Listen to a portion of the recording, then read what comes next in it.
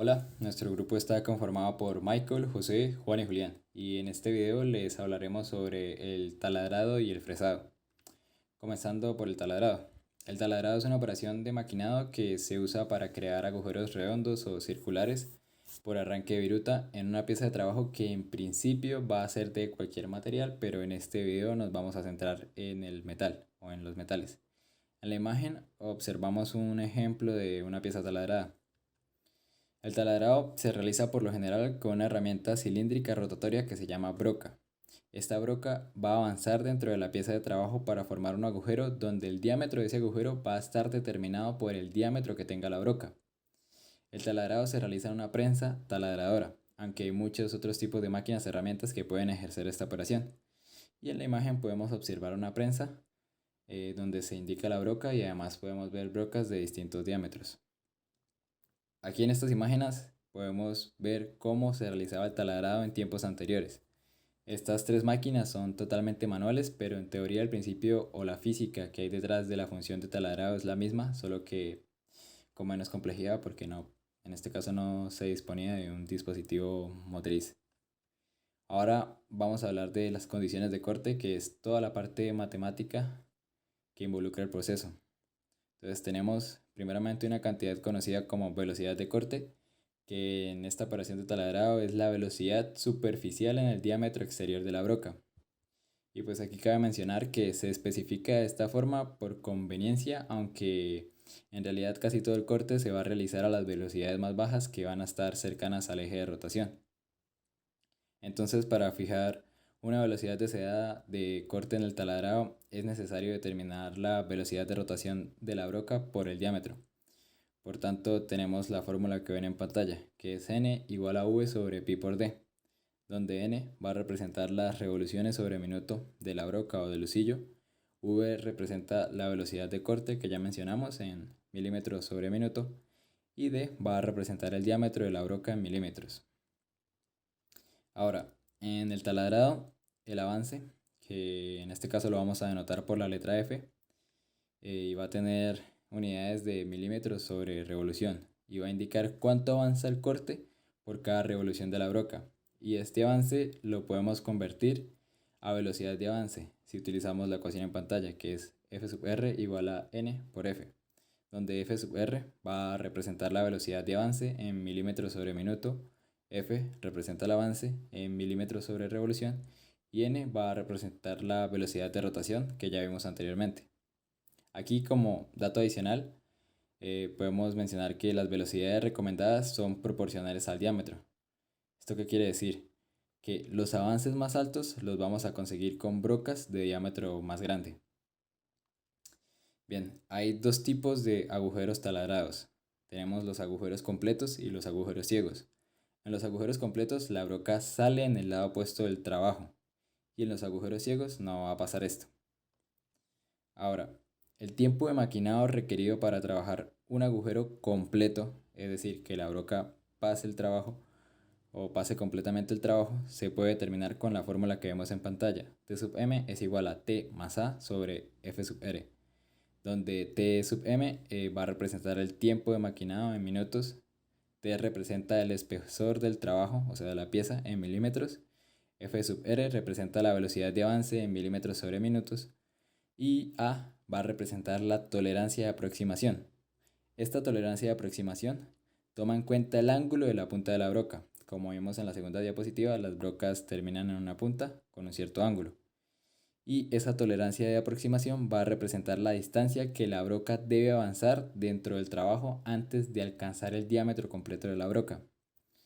Y esa se calcula mediante la fórmula que vemos en pantalla a la derecha, que es A igual a 0,5 d tangente de 90 menos teta medios, donde d es el diámetro de la broca y teta es el ángulo de la broca.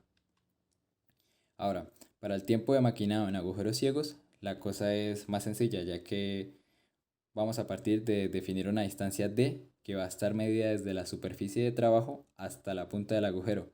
Por lo tanto, aquí el ángulo de tolerancia no afecta en el tiempo de maquinado. Entonces el tiempo de maquinado queda dado por la ecuación en pantalla, que es T sub m igual a d sobre F sub r, donde T sub m va a representar el tiempo de maquinado en minutos, F sub r representa la velocidad de avance en milímetros sobre minutos y D representa la distancia desde la superficie del trabajo, o sea, de la pieza, hasta la punta del agujero en milímetros. Por último, para acabar con la teoría, la velocidad de remoción de metal en el taladrado se determina como el producto de la sección transversal de la broca y la velocidad de avance. Como en este caso nuestra broca es circular, tenemos la ecuación en pantalla, que es R sub mr es igual a pi por el diámetro al cuadrado por F sub r sobre 4, donde R sub mr representa la velocidad de remoción, F sub r ya sabemos que representa la velocidad de avance en milímetros sobre minutos y D representa el diámetro de la broca en milímetros. Aquí cabe resaltar que esta ecuación es válida solamente después de que la broca alcance el diámetro completo, ya que en la fórmula se está excluyendo la tolerancia de aproximación. Ahora vamos a pasar a la parte práctica, con un ejercicio sencillito que nos va a permitir aplicar algunos de los conceptos vistos. Entonces el ejercicio dice, ¿cuál será la velocidad de giro de una broca de 12 milímetros de diámetro si debe alcanzar una velocidad de corte de 41 metros sobre minuto? Entonces lo primero es identificar qué nos preguntan. Entonces nos están preguntando cuál será la velocidad de giro. Y para encontrar la velocidad de giro ya tenemos una fórmula que fue la primera que vimos, que es esta. Ahora vamos a identificar qué datos nos dan. Entonces nos dicen que el diámetro de la broca es de 12 milímetros y que debe alcanzar una velocidad de corte de 41 metros sobre minutos. Y ahora nos fijamos en las unidades. Entonces podríamos pasar la velocidad de metros sobre minutos a milímetros sobre minutos, o podemos pasar el diámetro de milímetros a metros para que las unidades de distancia se cancelen. Entonces en este caso vamos a pasar el diámetro a metros y luego vamos a meter todos los datos en la ecuación para finalmente obtener como resultado que la velocidad de giro de la broca debe ser de 1088 revoluciones por minuto. Operaciones relacionadas con el taladrado. Varias operaciones se relacionan con el taladrado. Dichas operaciones se describen en esta parte que yo les voy a presentar. La mayoría de las operaciones son posteriores al taladrado. Primero debe hacerse un agujero por taladrado y después modificarse por alguna de estas operaciones. Las operaciones que tenemos presentes van a ser las siguientes: el escariado, roscado interior, abocardado, avellanado, centrado y refrenteado. Aquí se pueden observar pues el escariado, el rosca interior, el abocardado, cada uno con su letra, y ya hablaremos de ellas. Empezaremos con el A, el escariado. Se usa para agrandar ligeramente un agujero, suministrar una mejor tolerancia en su diámetro y mejorar su acabado superficial. La herramienta se llama escariador y por lo general tiene ranuras rectas.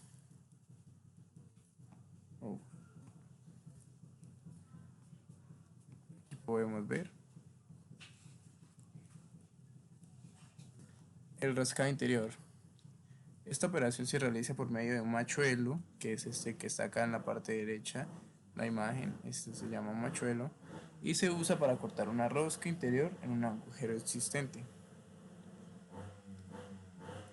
El C es el abocardado. En el abocardado se produce un agujero escalonado en el cual un diámetro más grande sigue a un diámetro más pequeño. Parcialmente dentro del agujero se usa un agujero abocardado para sentar las cabezas de los pernos dentro de un agujero de manera que no sobresalgan de la superficie. Acá podemos ver cómo son los diámetros, va de un menor a uno mayor. Y ya en el avellanado les puedo mostrar en qué se diferencian.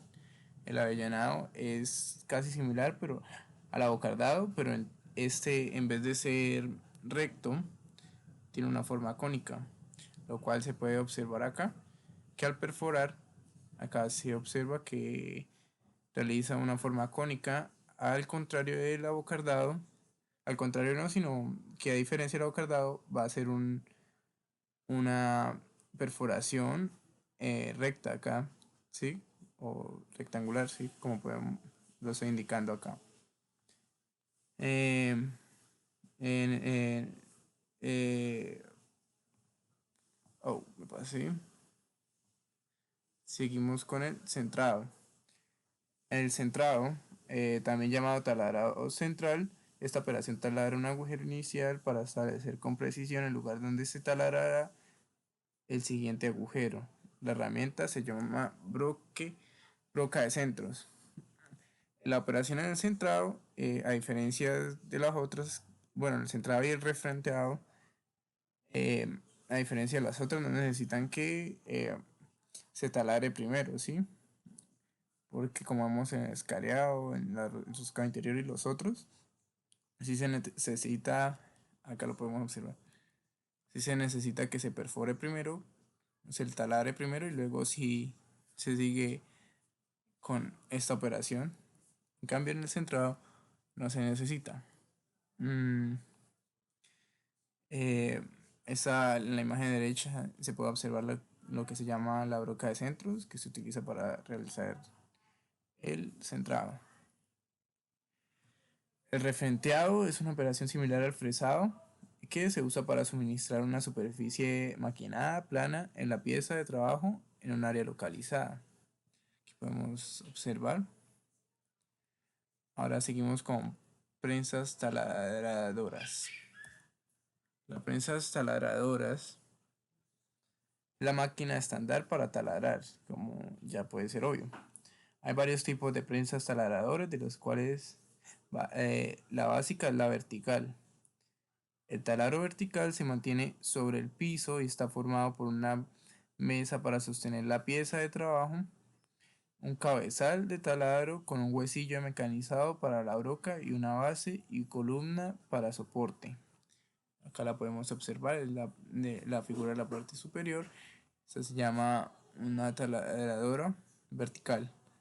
Y una prensa similar va a ser, pero más pequeña, va a ser el taladro de banco, el cual se monta sobre una mesa o un banco en el cual, de en lugar de pararse sobre el piso. Acá lo podemos observar. Esto se sujeta sobre una mesa. Al contrario que estas, así se debe fijar en el piso. Em, Siguiente va a ser el taladro radial, que es una prensa taladradora grande diseñada para cortar agujeros en piezas grandes. Tiene un brazo radial a lo largo del cual se puede mover y ajustar el cabezal del taladro. Lo que se observa acá, ella se puede mover a lo largo y por tanto el cabezal puede ponerse en posición a lo largo del brazo en lugares que son significativamente distantes de la columna, lo cual permite acomodar piezas de trabajo grandes. El taladro múltiple es una prensa taladradora que consiste básicamente en una serie de 2 o 6 taladros verticales conectados en un arreglo en línea. Cada huesillo se acciona y opera en forma independiente, pero comparten una mesa de trabajo común, de manera que se pueden realizar operaciones relacionadas de taladro en serie. Aquí pues no se observa muy claramente, pero pues lo que básicamente les acabo de decir, se pueden apreciar varias funciones de taladrado en serie. Esta es una máquina similar, pero esta es más moderna. Em, el, ok, en lo que iba, em, ahora comentando sobre esta, es similar. Es el taladro de huesillos múltiples, en el cual están conectados varios huesillos para taladrar múltiples agujeros simultáneamente en una pieza de trabajo. Entonces, como se fija acá, uno puede colocar acá la pieza y acá puede hacer un taladrado, por ejemplo, escareado, acá un roscado interior y así depende de cómo lo desee quien está usando la máquina. Ok, continuando. Continuando. ah, que existen también las prensas de taladradoras de control numérico, Estas son para controlar el posicionado de los agujeros en las piezas de trabajo. Estas prensas taladoras están frecuentemente equipadas con torretas para sostener herramientas múltiples eh, que pueden seleccionarse bajo control de un programa de control numérico. Se usa el término de taladro revólver de control numérico para este tipo de máquinas. Sí, es básicamente como para llevar un control. Sí. Mm, ok, siguiendo, hablando pues más que todo como partes o así, la sujeción del trabajo de una prensa taladradora se logra fijando la pieza de trabajo a un tornillo de banco, sujetador o guía. Este va a ser el, el, el tornillo de banco. Sí, un tornillo de banco, pues básicamente es un dispositivo de sujeción de propósito general que posee dos mordazas que aprietan el trabajo en posición. Un sujetador, lo cual pues no está aquí la imagen. Es un dispositivo que fija el trabajo diseñado por lo general específicamente para la pieza de trabajo particular. El sujetador puede diseñarse para lograr mayor precisión en el posicionamiento, el posicionado de la pieza respecto a la operación de la máquina, mayores velocidades de proyección y mayor conveniencia para el operador. Y por último va a ser una guía, que es un dispositivo sujetador del trabajo que se diseña también especialmente para la pieza de trabajo. Em, Hay una característica entre la guía y el sujetador que pues va a hacer que la guía suministra un medio para guiar la herramienta durante la operación de taladrado. Un sujetador no posee esta característica de guía. Una guía que se usa para taladrado se llama guía de taladro. Aquí, esta pues es la guía, la parte inferior. Y aquí pues hay unos ejemplos de sujetadores o guías para taladros, como se puede observar aquí, que ayudan para como el posicionamiento y como mayor perfección al momento de perforar, que se haga más recto y no haya deficiencias. Siguiendo con el fresado va a ser una operación de maquinado en la cual se hace pasar una pieza de trabajo enfrente de una herramienta cilíndrica rotatoria con múltiples bordes o filos cortantes. Cabe aclarar que en algunos casos raros se usa una herramienta con un solo filo cortante llamado fresa perfilada simple. El eje de rotación de la herramienta cortante es perpendicular a la dirección de avance. La orientación entre el eje de la herramienta y la dirección del avance va a ser la característica que distingue el fresado del taladrado. Porque en el taladrado la herramienta de corte avanza en dirección paralela a su eje de rotación. La herramienta de corte en el fresado se llama fresa o cortador de fresadora y los bordes cortantes se llaman dientes. Em, bueno, aquí se suponía que era un GIF y pues ahí se veía el proceso, ¿sí? Entonces, aquí en la ilustración de la máquina, pues la pieza pasa sobre el eje y este va a girar y pues va a hacer su respectivo corte. La forma geométrica creada por el fresador es una superficie plana. Se pueden crear otras formas mediante la trayectoria de la herramienta de corte o la forma de dicha herramienta, debido a la variedad de formas posibles y a sus altas velocidades de producción. El fresado es una operación de maquinado más versátiles y ampliamente usadas. El fresado es una operación de corte interrumpido, los dientes de la fresa entran y salen de trabajo durante cada revolución. Esto interrumpe la acción de corte y sujeta los dientes a un ciclo de fuerza de impacto y choque térmico en cada rotación. El material de la herramienta y la forma del cortador deben diseñarse para soportar cada condición para que pues, no pueda dañar el material y que sea un corte fino, como por ejemplo acá se logra ver cómo los dientes a gran velocidad hacen estas pequeñas montañitas que son muy finas. Acá podemos ver lo que son el cortador para fresadora, los tornillos. A continuación explicaré brevemente el fresado. Esta es una operación de maquinado en la cual se hace pasar una pieza de trabajo enfrente de una herramienta cilíndrica rotatoria, con varios bordes o filos cortantes. Aquí, el eje de rotación de la herramienta es perpendicular a su dirección de avance, y esto es lo que la diferencia del taladrado. La herramienta de corte en el fresado se conoce como fresa, donde los bordes se conocen como dientes, y la máquina herramienta que lleva a cabo la operación es la fresadora. Es una operación de maquinado ampliamente usada debido a su velocidad de operación y las diferentes formas que se pueden alcanzar en el fresado, que pueden o no ser planas dependiendo de la trayectoria y la forma de la fresa utilizada. Existen dos tipos básicos de operaciones en el fresado periférico y el fresado frontal, mostrados en pantalla. Estos se diferencian principalmente por la orientación del eje de la herramienta con respecto a la superficie a trabajar. En el fresado periférico, el eje de la herramienta es paralelo a la superficie que se está maquinando. Se pueden ver en pantalla diferentes tipos de fresado periférico. Está el fresado de placa, la forma básica, en el cual el ancho de la fresa se extiende más allá de la pieza de trabajo en ambos lados. También el fresado de ranura, en el cual el ancho de la fresa es menor que el ancho de la pieza de trabajo, creando una ranura en la pieza. Se puede usar para crear ranuras angostas o para cortar una pieza de trabajo en dos con una fresa delgada. Además, el fresado lateral, en el cual la fresa maquina el lado de una pieza de trabajo. Y por último, el fresado paralelo simultáneo, que es igual al fresado lateral, pero el corte tiene lugar en ambos lados del trabajo. También se puede caracterizar por las dos direcciones opuestas de rotación que puede tener la fresa respecto al trabajo. El fresado ascendente, donde la dirección del movimiento de los dientes de la fresa es opuesta a la dirección de avance.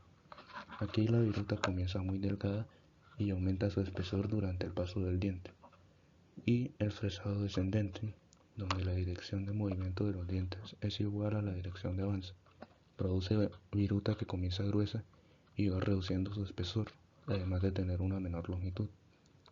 Esto produce un menor tiempo de trabajo por volumen de material cortado, lo que tiende a incrementar la vida de la herramienta en el fresado descendente. En el fresado frontal, el eje de la herramienta es perpendicular a la superficie que se está maquinando. Se pueden ver en pantalla diferentes tipos de fresado frontal. Está el fresado frontal convencional, en el que el ancho de la fresa sobrepasa el de la pieza de trabajo en ambos lados. El fresado frontal parcial, en el que la fresa sobrepasa el trabajo solamente en un lado.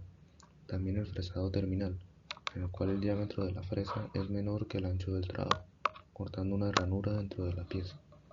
El fresado de perfiles, en el cual se corta una pieza plana en la periferia. El fresado de cavidades, otra forma de fresado terminal, usada para fresar cavidades poco profundas en piezas planas. Y el fresado de contorno superficial, donde se usa una fresa de punta redonda y una trayectoria curvilínea para superficie tridimensional. Condiciones de corte en fresado. A continuación vamos a revisar varias fórmulas de fresado, las cuales nos servirán para desarrollar problemas. La primera es la velocidad de corte. Se puede convertir en la velocidad de usillo. N va a ser la velocidad del usillo, B va a ser la velocidad de fresa dividido en pi por el diámetro de la fresa. Ahora, la velocidad de avance. Se determina por lo general como el avance por diente cortante, llamado carga de viruta, y representa el tamaño de la viruta formado por cada filo de corte. Cada vez que pasamos la fresa va a salir una viruta y pues va a tener sus características. FR, velocidad de avance, N, velocidad de usillo, NT es el número de dientes y F es la carga de viruta, se da en milímetros sobre diente. Ahora la velocidad de remoción de material en el fresado. Esta se da por W, que sería un ancho en una plancha, de su profundidad, y FR, como lo vimos, su velocidad de avance. Ahora, una distancia de aproximación. La usamos para poder calcular el tiempo para fresar la pieza. La distancia de aproximación se da como la raíz de la profundidad por la diferencia de diámetro de fresa o diámetro de la fresadora y de nuevo la profundidad. Ahora, el tiempo para fresar la pieza se da en longitud más la suma de la distancia de aproximación dividido en la velocidad de avance. Bueno, ahora para entrar como más a fondo o conocer más el tema de la fresadora, veamos máquinas. Pues estas se dividen en varias partes. Las principales, y vamos a hablar de ellas, es la horizontal y vertical. Esta es una clasificación de fresadoras. La horizontal tiene un husillo horizontal, valga la redundancia. Este diseño es adecuado para realizar el fresado periférico, por ejemplo planchas, ranurados y fresa lateral. Esto se trabaja más que todo sobre piezas aproximadamente cúbicas. Ahora vamos con las verticales, que son las de la derecha. Tienen un husillo vertical, claro, y están más enfocadas u orientadas a la fresadora o fresado frontal, fresado terminal, fresado de contorno de superficies y tallado de matrices sobre piezas de trabajo, que son relativamente planas. Ok, conocimos estos dos tipos de fresadoras, sin embargo, tenemos que ir más allá, y es que no son las únicas que existen, hay otros tipos, y son las siguientes: rodilla y columna, tipo bancada, tipo cepillo, fresas trazadoras y máquinas fresadoras CNC. Hablamos primero de rodilla y columna. Es la máquina herramienta básica para fresado. Eso es lo primero que uno debería aprender a usar si quiere manejar una fresadora bien. El nombre deriva de que sus dos principales componentes son una columna que soporta el husillo y un codo. Se parece a un codo humano. Este soporta la mesa de trabajo. Como lo vemos en la imagen de la izquierda o de la derecha, la mesa de trabajo se encuentra arriba del codo y la columna se encuentra sosteniendo la corredera superior o el cabezal conectado con la base, que es como la columna, mantiene todo firme para que trabaje bien. Se puede disponer de máquinas horizontales o verticales, como se ilustra. En la versión horizontal, un árbol soporta por lo general a la fresa. El árbol es básicamente una flecha que sostiene el cortador y se acciona mediante el husillo principal. En las máquinas horizontales se pone un brazo para sostener el árbol. En las máquinas de codo y columna verticales, los cortadores se pueden montar directamente en el husillo principal. En estas, una característica de las máquinas fresadoras de codo es la capacidad de la mesa de trabajo, como vemos ahí, para hacer avanzar el trabajo en cualquiera de los tres ejes X, Y o Z. La mesa de trabajo se puede mover en la dirección X, la silla se puede mover en la dirección y el codo puede hacer un movimiento en Z. Se pueden identificar dos máquinas especiales del codo y columna y es la fresadora universal. Es la figura de la izquierda, para aclarar. La cual esta tiene una mesa que se puede girar en un plano horizontal a cualquier ángulo especificado. Esta facilita el corte de formas helicoidales y angulares sobre las piezas de trabajo. Otra máquina especial de la fresadora, es la fresadora con corredera, figura de la derecha, en la cual el cabezal de la herramienta que contiene el husillo se localiza sobre el extremo de una corredera horizontal. Como vemos ahí, tenemos la corredera y pues el cortador. Esta se puede ajustar hacia adentro y hacia afuera sobre la mesa de trabajo para dirigir la fresa hacia el trabajo, la pieza especificada que se quiere arreglar.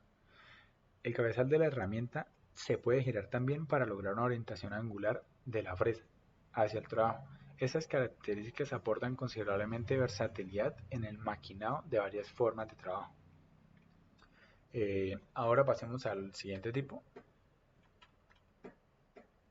Bueno, aquí hay algo y es, como lo podemos ver u observar, en la parte superior, o sea, la universal, tenemos la mesa rotatoria, que era la que se comentaba para arreglar la pieza, y el lucillo que se puede conectar directamente a la cortadora.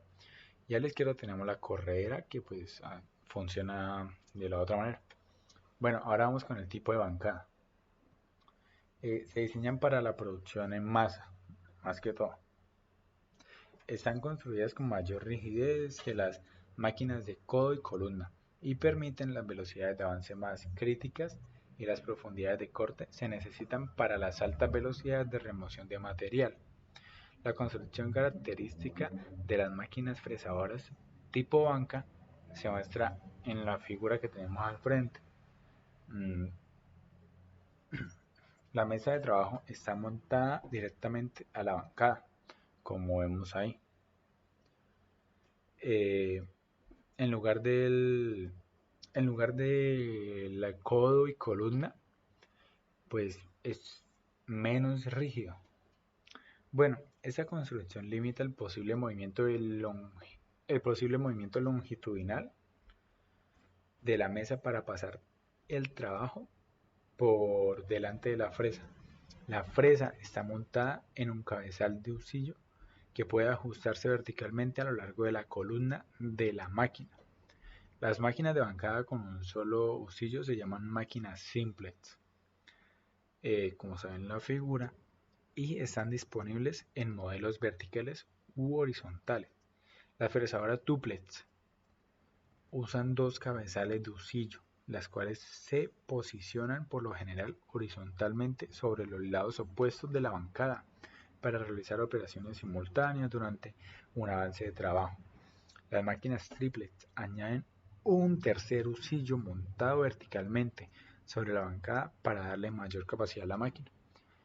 O sea, se pueden ir añadiendo a los laterales o en la parte superior husillos para que de esa forma la pieza tenga mejor acabado, más rápido. Pasemos a las máquinas tipo cepillo. Como podemos ver, ahí tenemos una máquina tipo cepillo. Esta forma en categorías más grande, o bueno, en la categoría más grande de las fresadoras. Su apariencia general y su construcción son las de un cepillo grande. La diferencia es que en lugar del cepillado llevan a cabo el fresado, perdón. Por consiguiente, uno o más cabezales de fresado sustituyen a las herramientas de corte de una sola punta que se usan en los cepillos. Y los movimientos del trabajo que pasa enfrente de la herramienta es un movimiento de velocidad de avance más que un movimiento de velocidad de corte. Las fresas tipo cepillo se construyen para maquinar piezas muy grandes. La mesa de trabajo y la cama de la máquina son pesadas y relativamente bajas, casi al ras del piso, y los cabezales fresadores se sostienen sobre una estructura puente que se extiende a través de la mesa. Como podemos ver ahí, tenemos la posición como si fuera un cepillo, sin embargo hace la función de la fresa. Y pues la mesa es bastante larga para hacer trabajos dichos. Pasemos a la cuarta, que es la fresadora trazadora. Esta también la podemos conocer como perfiladora. Esta está diseñada para reproducir una geometría irregular de la pieza creada sobre una plantilla. Una sonda trazadora controlada por avance manual o automático sigue la plantilla mientras el cabezal de fresado duplica la trayectoria de la sonda para maquinar la forma deseada. Las máquinas trazadoras se pueden dividir en los siguientes tipos. Una trazadora XY, en la cual la plantilla es una forma plana con un contorno que se perfila usando el control de dos ejes. O un trazado XYZ, en el cual la sonda sigue un patrón tridimensional usando un control de tres ejes. Pasemos ya al último tipo de máquina, y son las máquinas fresadoras CNC. Son máquinas en las cuales la trayectoria de corte se controla por datos numéricos en lugar de plantillas físicas. Las máquinas fresadoras CNC están adaptadas especialmente para el fresado de perfiles, fresado de cavidades, fresado de contornos de superficie y operaciones de taladro de matrices, en las que se controla simultáneamente 2 o 3 de la mesa de trabajo. Normalmente esta requiere el operador para cambiar las fresas y cargar y descargar las piezas de trabajo.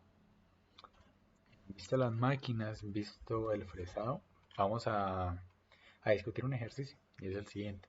Se ejecuta una operación de fresado periférico para acabar la superficie superior de una pieza de trabajo rectangular de 400 milímetros de largo por 60 milímetros de ancho. Se monta una fresa helicoidal de 80 milímetros de diámetro con 5 dientes, cuyo ancho de la pieza sobresale en ambos lados. La velocidad de corte es de 70 metros sobre minuto. La carga de viruta es de 0,25 milímetros sobre diente y la profundidad de corte es de 5 milímetros. Nos piden que determinemos el tiempo para hacer un paso a través de la superficie y la velocidad de remoción del metal durante el corte. Bueno, ahora, ¿qué es lo primero que hacemos? Pues sacamos los datos de profundidad, longitud, ancho, número de dientes, diámetro de la fresa, velocidad de la fresa y la viruta. Nos traemos las fórmulas que ya aprendimos y sacamos primero la velocidad de corte u velocidad de bolsillo. Convertimos metros a milímetros y nos quedan 70.000 milímetros sobre minuto. Eso lo dividimos en 80 milímetros, que equivale al diámetro de la fresa, y lo multiplicamos por pi, lo cual nos da 279 revoluciones sobre minuto. Después de eso, al conocer la velocidad de corte, podemos sacar la velocidad. Y bueno, eso lo calculamos con n, que pues la calculamos arriba y era 279. Usamos el 5, que es la profundidad, y usamos la viruta. Con esto podemos calcular la velocidad de avance, que nos da 348 milímetros sobre minuto. Hay que tener cuidado con las unidades, claramente. Ahora, nos están pidiendo que calculemos el tiempo. Bueno, que necesitamos el tiempo para poder calcularlo. Entonces, primero hallamos un desplazamiento que nos da 19,4 con la fórmula, y reemplazando todo, el tiempo nos da 1,20 minutos. Ya con esto podemos pasar a calcular la velocidad de a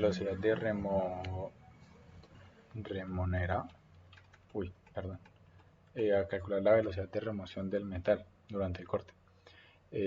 Bueno, el tiempo ya lo calculamos y ahora esto lo hallamos con la fórmula que pues se me olvidó anotar, y es la de RMR igual a W D multiplicado por FR, lo cual es el ancho por la profundidad por la velocidad de avance, la cual sería 60 de su ancho, 5 de su profundidad y 348, que fue lo que hallamos arriba, lo cual nos da 104.400. Perdón por la coma, me equivoqué. Y eso está en milímetros cúbicos sobre minuto.